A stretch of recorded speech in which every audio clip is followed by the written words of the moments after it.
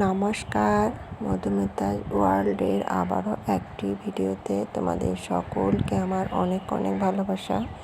পুরনো বন্ধু যারা রয়েছে তাদেরকে অসংখ্য ভালোবাসা, আর নতুন বন্ধুদেরও আমার পাশে থাকার একান্ত অনুরোধ রইল। তো আমি আজকে চলে এসেছি আমার ছাদ বাগানের যে বেগুনের গাছগুলো লাগিয়েছিলাম, সেই বেগুনের গাছের একটু পরিচর্যা করব। দেখো, বেগুনের গাছগুলো বাড়িতে ফেলে দেওয়া জিনিস থেকে আমরা এভাবে লাগাতে পারি। আর এই বেগুনগুলো কিন্তু এরকম লম্বা বেগুন, আর খুবই সুন্দর। এই বেগুনগুলো শীতের দিনে খুব ভালো হয়, আর সেই জন্য এই বেগুনগুলো বর্ষার দিনে থেকেই চাষ করতে শুরু করতে হয়। আর এটা চাষ করতে তেমন কিছুই খরচ হয় না। এখানে আমি ফেলে দেওয়া চালের ব্যাগ কিংবা যে কোনো এই বস্তা টাইপের যে ব্যাগগুলো রয়েছে, সেইগুলোতে হাফ বস্তা পরিমাণের মাটি, এখানে আমি মাটির সাথে যে আমার ছাদের পচা পাতা কিংবা সবজির খোসা দিয়ে তৈরি করা মাটি, এই সমস্ত মাটি দিয়েই লাগিয়েছিলাম। আর তার সাথে অল্প গোবর সার আর কাঠের গুঁড়ো, পরিচর্যার দরকার পড়ে না। তো বেগুনের গাছগুলো এখন বৃষ্টির জন্য একটু পোকা লেগেছে। তো খুব সহজেই ঘরোয়াভাবে এই গাছের পোকা কিভাবে ছাড়াবো আর কিভাবে বা এই বেগুন গাছের আমি পরিচর্যা করব, সেই বিষয়ে তোমাদের সাথে কিছু আলোচনা করব। তো এই যে দেখো, আমার ছাদ বাগানে বেগুনের গাছগুলো কিছুদিন আগে লাগিয়েছি, আর এখন এই গাছগুলোয় পোকা ধরতে শুরু হয়েছে। তো আমার ছাদ বাগানে নিমের গাছও রয়েছে। আমি কিছুদিন আগে একটা নিমের গাছ, আর এই নিমের পাতাটাও আমার কিন্তু কাজে লাগবে। কী কাজে লাগবে সেটা দেখতে অবশ্যই পরবর্তী ভিডিও ফলো করতে হবে। আর কিছুটা পাতা এখানে আমি এই যে দেখছো, এটা আমি সিদ্ধ করে রেখে দিয়েছি। আগের দিনকে রাত্রেবেলায় এটা আমি সন্ধেবেলায় সিদ্ধ করেছিলাম। প্রায় মোটামুটি 15 থেকে 20 মিনিট ধরে এই নিমের পাতার জলটা খুব হালকা মিডিয়াম আঁচে দিয়ে বেশ কিছুক্ষণ টাইম ধরে ভালোভাবে সিদ্ধ করতে হবে। আর এভাবেই সারা রাত্রি থেকে যাবে। তাহলে এভাবে লাল রঙের একটা নির্যাস বেরিয়ে আসবে। নিমের পাতার সমস্ত নির্যাসগুলো জলের সাথে মিশে যাবে সিদ্ধ করার পর ভিজিয়ে রেখে দেওয়া হলে।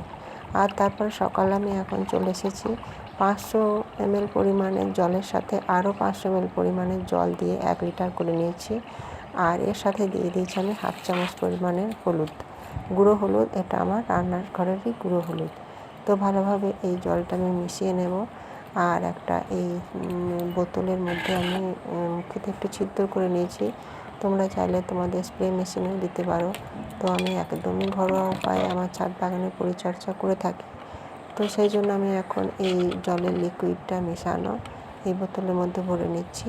আর যেহেতু এই ছিপির মধ্যে ছিদ্র করা আছে, ওই জন্য এই জলটা দিতেও খুব সুবিধা হবে। আর এই জলটা আরেকবার ভালো করে আমি এইভাবে নেড়ে নেব, যাতে করে সমস্ত কিছু বেশ ভালোভাবে জলের সাথে মিশে যায়। আর এটা আমি এখন এই গাছের পুরো পাতাটাতে ভিজিয়ে দেব। এটাতে গাছের পাতাটা পুরো ভিজে গেলে গাছের কোনো ক্ষতিও হবে না। আবার কোনো পোকামাকড় থাকলে এই জলের যে এটা কিন্তু খুব জোরে পড়ে। এমনি স্প্রে মেশিনেও এতটা জোরে পড়বে না জলটা।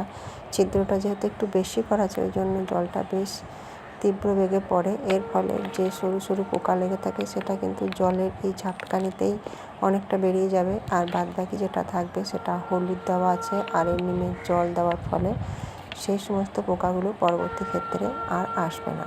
তো আমি এখন এই বেঁচে যাওয়া জলটা এখন পরবর্তী যে সমস্ত গাছ রয়েছে, বিশেষ করে গোলাপ আর জারবেরা, এগুলোতেও একটু করে দিয়ে দিচ্ছি। কারণ এই পাতাগুলোতেও খুব পোকা ধরে। জারবেরা আর গোলাপের গাছগুলোতে খুব তাড়াতাড়ি পোকাতে নষ্ট করে দেয়। তো এইভাবে আমি আমার ছাদ বাগানে খুব সহজে ঘরোয়া উপায়ে আমার ছাদ বাগানের গাছগুলোর পরিচর্যা করে থাকি। তো তোমরাও এভাবে দেখতে পারো। বাগানে অবশ্যই এই ধরনের টোটকা কাজে আসতে পারে বলে আমার মনে হয়। আর তারপর একটা খাবার দেবো, সেই খাবারটাতেও গাছে খুব তাড়াতাড়ি খাবারটা তোমরাও খুব সহজে পেয়ে যাবে। এখানে রয়েছে খোল ভেজানোর জল।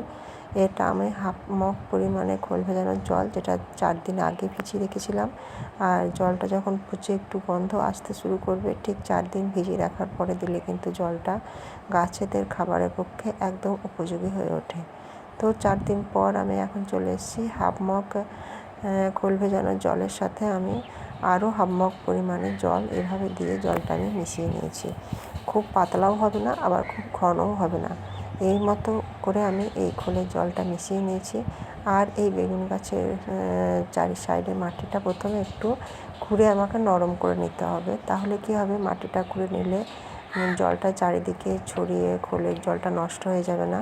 এই খুঁড়ে নিলে মাটিটা চারিদিকে অসমান হয়ে থাকবে, আর অসমান হওয়ার ফলে খোলের জলটা সমস্ত গাছে বেশ ভালো মতো কার্যকারিতা হবে।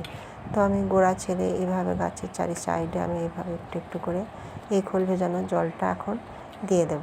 তো এইভাবে ঘরোয়া উপায়ে খুব সামান্য উপকরণ দিয়ে আর ফেলে দেওয়া জিনিস দিয়ে আমরা আমাদের ছাদ বাগানে নানা রকমের শাক সবজি কিংবা ফুলের চাষ করতে পারি, যাতে করে আমাদের শরীর মন দুটোই ভালো থাকবে। তো আজকের ভিডিও এইটুকুই, ফিরে আসবো আবার অন্য ভিডিও নিয়ে। ততক্ষণ অবধি সকলে ভালো থেকো, সুস্থ থেকো, নমস্কার।